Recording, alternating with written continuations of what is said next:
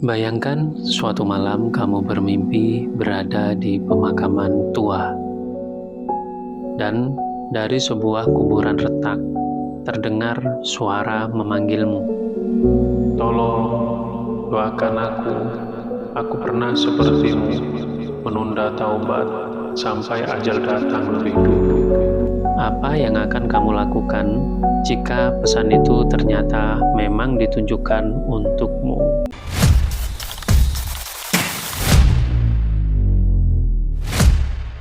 Kita semua tahu kematian itu pasti, tapi pernahkah kamu membayangkan bagaimana rasanya mati dalam keadaan belum sempat bertaubat? Malam ini, aku akan membacakan kisah nyata yang membuatku menangis. Kisah sepucuk surat dari kubur, yang akhirnya mengubah hidupmu selamanya. Bayangkan sebuah kisah tentang seorang pemuda yang seumur hidupnya jauh dari agama. Ia selalu merasa hidupnya panjang, dosa-dosanya kecil, dan taubat masih bisa ditunda. Suatu malam, ia bermimpi aneh. Ia mendengar suara lirih dari dalam sebuah kubur tua. Suara itu memanggil namanya, merintih dan memohon untuk didoakan. Dengan rasa penasaran, keesokan harinya ia mendatangi kuburan di mimpinya dan menemukan sebuah batu nisan tak bernama. Saat menggali sedikit demi sedikit, ia menemukan sepucuk surat berdebu yang seolah tertulis untuk dirinya. Wahai Fulan, aku pernah sepertimu. Kutunda taubat hingga nafas terakhir. Kini aku menangis dalam gelap dan sepi, berharap satu doa darimu. Ingatlah, kematian tak menunggu taubat kita, tapi taubatlah yang harus mendahulukan kematian. Hati pemuda itu bergetar hebat. Tangannya gemetar memegang surat itu.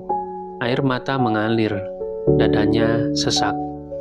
Untuk pertama kalinya, ia merasakan penyesalan yang sesungguhnya. Malam itu, ia bersujud lama sekali, meminta ampun dan berjanji tak akan menunda taubatnya lagi.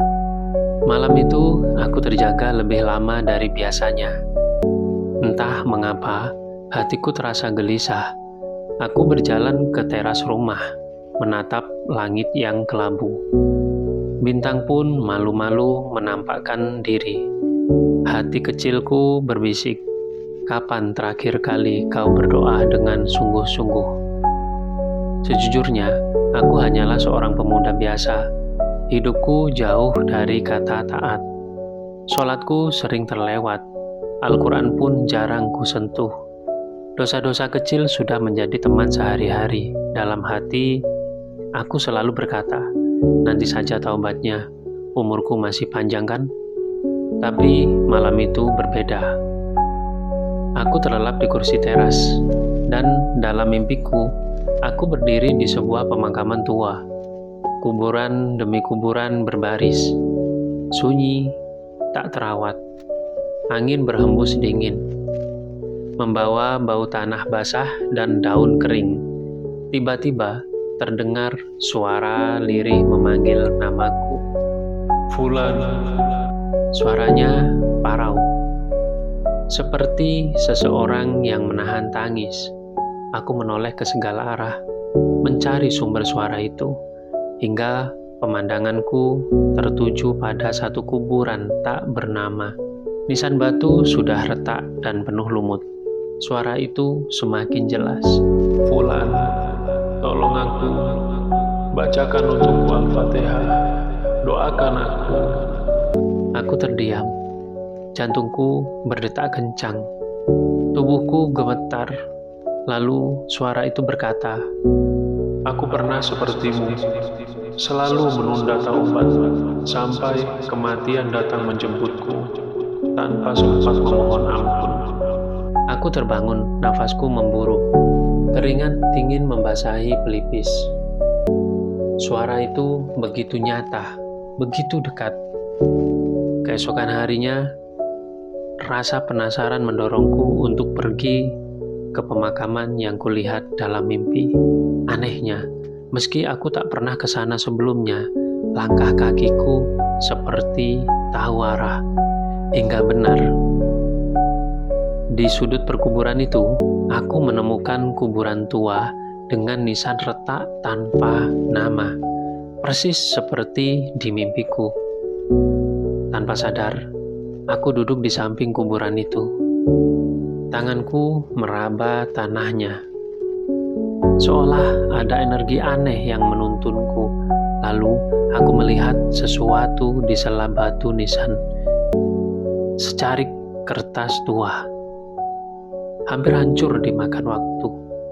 Dengan hati-hati, aku membuka kertas itu. Tulisan di atasnya samar, tapi masih bisa terbaca.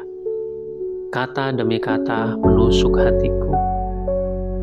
Wahai saudaraku, aku pernah sepertimu. Aku kira umurku masih panjang. Kutunda taubat, kutunda sholat, kutunda membaca Al-Quran, hingga akhirnya mau datang, mencabut nafasku dalam keadaan penuh dosa. Kini aku sendiri di sini, gelap sempit dan penuh penyesalan. Jika kau membaca ini, mohon doakan aku, bacakan untukku Al-Fatihah, dan ingatlah, kematian tak pernah menunggu taubat kita, tapi taubatlah yang harus mendahului kematian. Tiba-tiba tubuhku lemas, air mataku jatuh. Kuburan ini mungkin milik seseorang yang pernah sepertiku, terlalu sibuk menunda taubat, merasa kematian masih jauh. Aku menutup mataku, lalu dengan suara terbata, kubacakan Al-Fatihah. Di sela doaku, dadaku terasa sesak, seperti ada beban besar yang menghimpit. Suara dalam hati berkata, bagaimana jika kelak kau pun seperti dia, mati sebelum sempat bertaubat. Sejak hari itu, hatiku tak pernah tenang. Setiap malam, aku teringat suara itu. Kubayangkan gelapnya liang kubur, dinginnya tanah, dan penyesalan yang tak lagi bisa dihapus. Aku mulai menangis dalam sujudku, sesuatu yang tak pernah kulakukan sebelumnya. Aku memohon kepada Allah, ya Allah, ampunilah hamba-Mu ini. Hamba terlalu lama lalai, terlalu lama merasa hidup ini milik sendiri. Padahal Engkau yang maha menghidupkan dan mematikan. Malam demi malam kulalui dengan istighfar. Kadang saat semua orang tertidur, aku keluar ke teras, menengadah ke langit dan menangis. Aku sadar, selama ini aku tak pernah benar-benar mengingat kematian. Saudaraku, kini sering kita lupa. Setiap detik yang berlalu adalah langkah mendekat ke liang kubur. Kematian itu pasti, hanya waktunya yang tak pasti. Kita kira kita masih muda, masih kuat, tapi apakah malaikat maut pernah peduli? Apa yang kita bawa saat malaikat maut menjemput? Tabungan, jabatan, atau tumpukan dosa yang tak sempat kita sesali? Surat dari kubur itu menyadarkanku bahwa seandainya aku mati esok pagi, apa yang bisa kujawab saat ditanya, apa yang kau lakukan dengan umurmu? Apa yang kau lakukan dengan kesempatan taubat yang pernah Allah berikan? Hari demi hari, perlahan aku mulai berubah. Sholat tak lagi kutunda. Al-Quran yang dulu hanya menjadi hiasan, kini kubuka kembali. Aku menghafal doa-doa, membaca buku-buku tentang taubat, coba memperbaiki akhlak. Tidak mudah, godaan datang. Bisikan untuk kembali menunda juga sering terdengar. Tapi setiap kali aku ingin lalai, aku teringat surat itu. Dan kuburan tak pernah di pemakaman sepi itu. Hingga kini, setiap kali aku ziarah ke sana, aku duduk diam.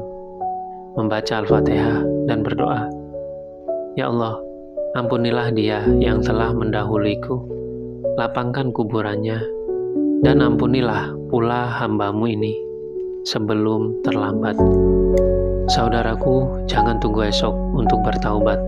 Jangan tunggu tua untuk memperbaiki diri. Jangan tunggu waktu luang untuk mendekat kepada Allah, karena kematian tidak pernah menunggu kita siap. Ingatlah, sebagaimana pesan dari surat itu, kematian tak menunggu taubat kita, tapi taubatlah yang harus mendahului kematian. Malam ini pejamkan matamu sejenak. Bayangkan gelapnya kubur, kesunyian, dan penyesalan yang tak ada akhirnya.